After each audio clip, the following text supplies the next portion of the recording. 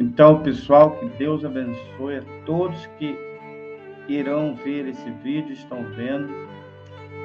Hoje nós vamos falar sobre o primeiro dos 7 pecados que a maioria das pessoas que são derrotadas no seu íntimo cometem. O primeiro pecado que todo escravo do pecado comete, porque a escravidão ainda existe. Existem aqueles que ainda são escravos do pecado. O pecado, ele gera morte, tanto física como espiritual.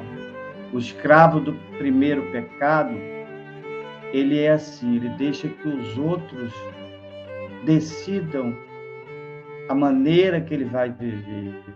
Ele deixa que os outros mandem e coordenem a maneira que ele vai viver, o estilo de vida que ele vai ter. Ele é levado à mediocridade que, geralmente, essas pessoas conselheiras estão entre os familiares, são esposas frustradas, maridos e esposas dominadores, dominadoras, né? São patrões tirânicos, são pessoas que geralmente são frustradas e elas gostam de dizer como o outro deve viver. E se você vem obedecendo a esse tipo de pessoa, você está descendo ao nível de mediocridade que elas têm. Elas são frustradas, infelizes, derrotadas, fracassadas e querem que você viva no mesmo nível que elas estão. Por isso que elas querem opinar sobre a sua vida. Você tem que fazer assim, você tem que fazer assado, você tem que fazer dessa maneira. Mas se você olhar bem para a pessoa que está te orientando e você ver bem quem é que te orienta, você vai ver as suas falhas, os seus defeitos. Geralmente são esse tipo de pessoas, são pessoas frustradas que gostam de apontar o dedo e controlar a vida dos outros. Geralmente é o patrão, é o parente, é o marido, é a esposa. São pessoas dominadoras que gostam de controlar a vida dos outros e ditar a regra. E se você é um escravo desse tipo de pecado, você inevitavelmente vai ser conduzido ao fracasso. É como se você tivesse uma Mercedes-Benz, um Rolls Royce, um carro de última geração e levasse para o mecânico ali do barracão, da esquina. Né? Você tem que levar a sua vida, ela tem valor. Não deixe que os outros dominem, controle e dite as regras do modo como você vai viver.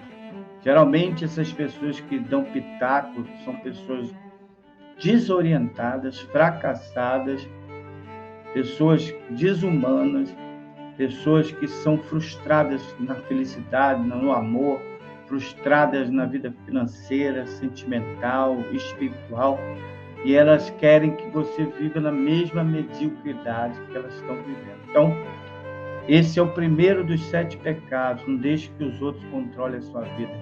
Você tem que definir o modo como você cria, a maneira que você vai viver, o modo como você vai viver. É como a palavra de Deus. Deus, ele criou o céu e a terra, tudo através da palavra. Ele determinou como ia ser. E assim você também, quando você fala, quando você determina, você determina. Se você vive falando derrota, negatividade, vive falando que não dá, que não pode, que não consegue, é isso que você vai conseguir. Se você mudar esse tipo de pensamento e mudar o vocabulário para, como Deus fala, né? Tudo posso. A palavra de Deus fala que você pode tudo, que nada é impossível para você, que tudo é possível ao que crê. E se você vive confessando derrota, você não pode ter certeza que é derrota que você vai ter. É fracasso que você vai ter. Se a tua língua confessa coisa ruim, é dessa coisa que você vai mais ter. E depois a pessoa fica perguntando por que a vida dela é fracassada, porque é frustrada, porque está dentro dela. Ela vive confessando, ao contrário, ela vive afrontando a Deus, falando coisas que Deus nunca fala para a gente. Deus sempre fala, eu sou contigo, vai nessa tua força, levanta e anda, eu sou contigo, ser forte e corajoso. Deus sempre anima, Deus sempre levanta. Quando não vem essa voz quando vem voz de derrota, de fracasso, você pode ter certeza que é a voz do diabo. Então, esse é o primeiro dos 7 pecados que nós vamos falar aqui. Não deixe que os outros ditem a regra de como você tem que ser, como você vai viver. Você cria as circunstâncias, como o próprio Napoleão falava, como Deus fala, né? Deus, ele criou os céus e a terra com o poder da palavra. A sua palavra é viva e é eficaz. Ele disse que passarão os céus e a terra, mas as minhas palavras não passarão. Você pode ter certeza que a palavra de Deus, ela não volta vazia. Então, para de confessar derrota, para de ouvir pessoas derrotadas, fracassadas, frustradas.